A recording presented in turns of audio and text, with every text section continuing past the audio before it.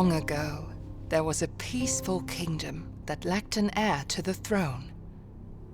King Niels and his queen Magdalena had waited for a long time, and at last she was expecting a child. She gave birth to the longed-for son, and they named him Ulrich. But suddenly, doctors crowded around the queen's bed. Magdalena succumbed to the labors of childbirth. The love of his life was gone.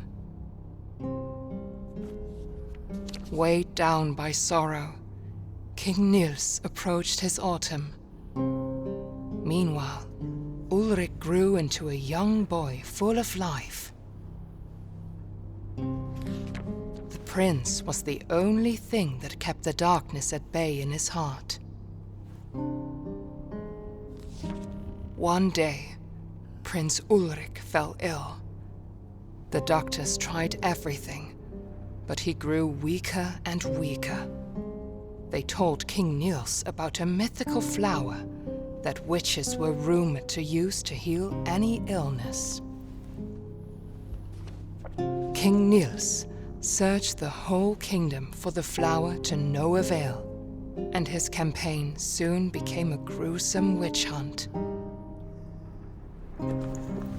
His path was lined with the witches he had slain, but the flower was nowhere to be found.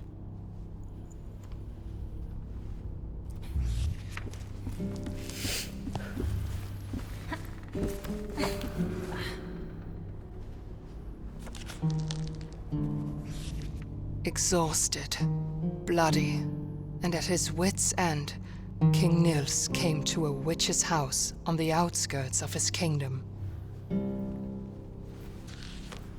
He fell to his knees, begging the witch to help cure his son, and she agreed.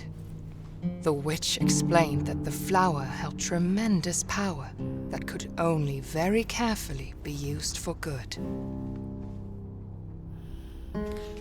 The witch instructed he only use a single petal. Using the whole bloom would only invite death.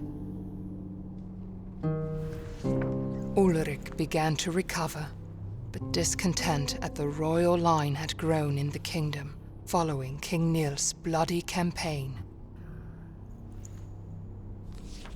The next day, King Niels found his son dead, and the last light holding his darkness at bay was snuffed out.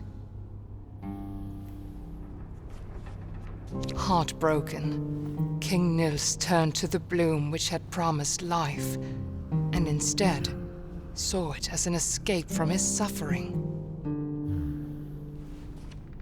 The witch, having come to visit the king and the prince, looked at the nightmarish scene in despair. She raised a mountain on top of King Niels and shackled him using the same bramble that he let loose upon the kingdom. And to this day, the trolls still feed him as punishment for his evil deed.